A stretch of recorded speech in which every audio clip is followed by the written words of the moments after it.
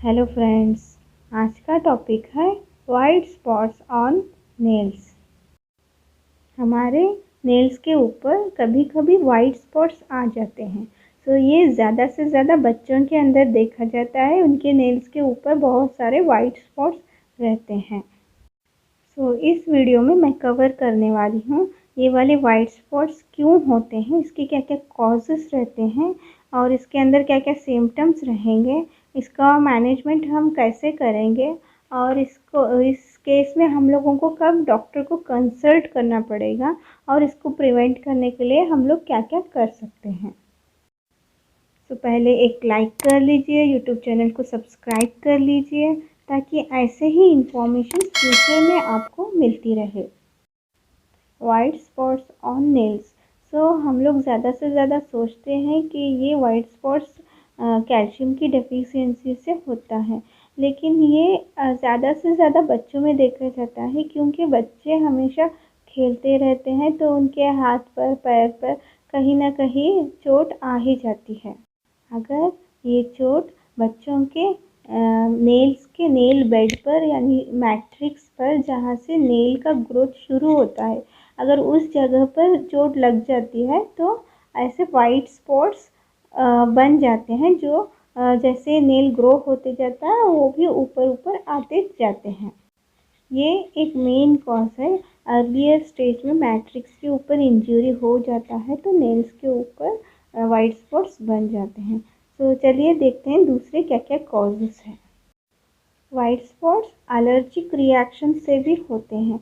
Allergic reaction जैसे कि हम लोग नेल पॉलिश लगाते हैं, ग्लॉस यूज़ करते हैं, हार्डनर यूज़ करते हैं या फिर नेल पॉलिश रिमूवर को यूज़ करते हैं, तो इन चीज़ों से रिएक्शन, एलर्जिक रिएक्शन होने की वजह से भी वाइट स्पॉट्स हो सकते हैं। वाइट स्पॉट्स को फंगल इन्फेक्शंस में भी देखा जा सकता है।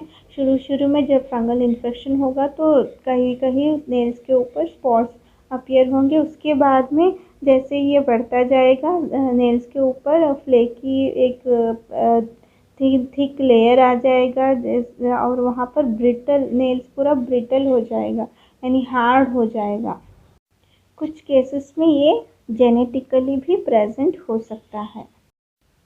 फ्रिक्वेंटली मैनीक्योर, पेडिक्योर या फिर जेल को यूज़ करने से या फिर एक्राइलिक नेल पेंट्स को यूज़ करने से भी नेल का बेड डैमेज हो सकता है।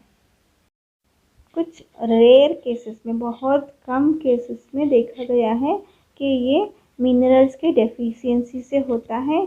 मिनरल्स जैसे कि जिंक की डेफिशिएंसी, बायोटिन की डेफिशिएंसी या फिर कैल्शियम की डेफिशिएंसी से भी ये वाइट स्पॉट्स अपीयर हो सकते हैं। वाइट स्पॉट्स के सिम्टम्स कैसे रहेंगे, वो देखने में कैसे रहेंगे? कुछ नहीं, सिंपल एक पेन पॉइंट के साइज वाले डॉट्स रहेंगे नेल्स के ऊपर। एक पेन के डॉट के जैसे वाइट कलर के स्पॉट्स रहेंगे या फिर एक लंबा लंबा लार्ज वाला लाइंस रहेगा, वो एक साइड से दूसरे साइड तक नेल पर फैला रहेगा, और या फिर एक बड़ा बड़ा वाला डॉट्स रहेगा। डॉक्टर को कब कंसल्ट करना पड़ेगा? अगर आपको वाइट स्पॉट्स हो रहा है, ये अपने आप आता है, अपने आप जा रहा है, तो आपको टेंशन लेने की कोई ज़रूरत नहीं है। लेकिन अगर वो वाले वाइट स्पॉट्स बहुत दिनों से है, परसिस्टेंट है, कंटिन्यूसली है और ज़्यादा वर्स्ट होते जा रहे हैं, तो आपको डॉक्टर के पास कंसल्ट करना पड़ेगा और डॉक्टर आपको वाइट स्पॉट्स को ऑब्जर्व करेगा और आपको अब और भी बहुत सारे टेस्ट करवाएगा ताकि किस वजह से हो रहा है, क्या कोई विटामिन की डेफिशिएंसी है या फिर कोई मिनरल्स की डेफिशिएंसी है, इसको अच्छे से आइडेंटिफाई करेगा। टेस्ट करवा के आइडेंटिफाई करके फिर आपको सूटेबल ट्रीटमेंट देगा। मैनेजमेंट, इसका मैनेजमेंट हम लोग कैसे करेंगे? ये तो डिपेंड करता है कि ये किस वजह से हुआ है। अगर आपको वाइट स्पॉट्स नेल इंजरी के वजह से हुआ है तो बहुत सारे इंजरीज हील होने में टाइम लेते हैं। जैसे ही टाइम पास होते जाएगा वो वाले वाइट स्पॉट्स ऊपर आते जाएंगे और धीरे धीरे से चले जाएंगे। अगर ये किसी एलर्जिक रिएक्शन से हो रहा है तो जिस चीज़ से रिएक्शन हो रहा है जैसे कि नेल पॉलिश, ग्लॉस, उन सबको ना यूज़ करना बंद कर दीजिए, तो ऑटोमेटिकली कुछ दिनों में पूरा ठीक हो जाएगा।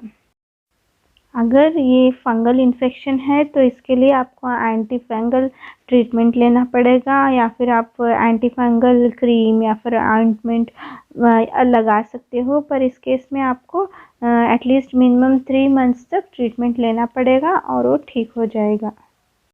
चलिए अब जानते हैं हम लोग इसका प्रिवेंशन कैसे करेंगे।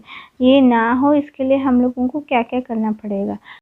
पहले तो मोस्ट इम्पॉर्टेंट थिंग है कि अपने नेल्स पर कोई इंजरी ना हो ऐसा केयर करें। अपने नेल्स को इरिटेंट सब्सटेंस से कांटेक्ट में आने से बचाए रखिए और एक्सेसिव नेल पॉलिश को न इस्तेमाल कीजिए और नेल्स को ड्राई होने से रोके रखिए। मॉइस्चराइज़र को यूज़ कीजिए। जब भी आप सोप का इस्तेमाल करोगे तो मॉइस्चराइज़र इमीडिएटली अप्लाई कीजिए। तो फ्रेंड्स ये था स्पॉट्स ओवर द नेल्स के बारे में। तो अगर ये बच्चों में हो रहा है तो ज़्यादा टेंशन ना लें, क्योंकि बच्चों को बहुत ज़्यादा इंजरीज होते रहती हैं, तो इस वजह से वो होता है और वो होकर अपने आप ठीक भी हो जाएगा। लेकिन अगर ये परसिस्टेंट है, बहुत दिनों से हो रहा है, बढ़ रहा है, तो ही डॉक्टर को कंसल्ट करें। तो फ्रेंड्स अगर आपको ये वीडियो अच्छा लगा है तो लाइक कीजिए, चैनल को सब्सक्राइब कर लीजिए और शेयर कीजिए। Thank you.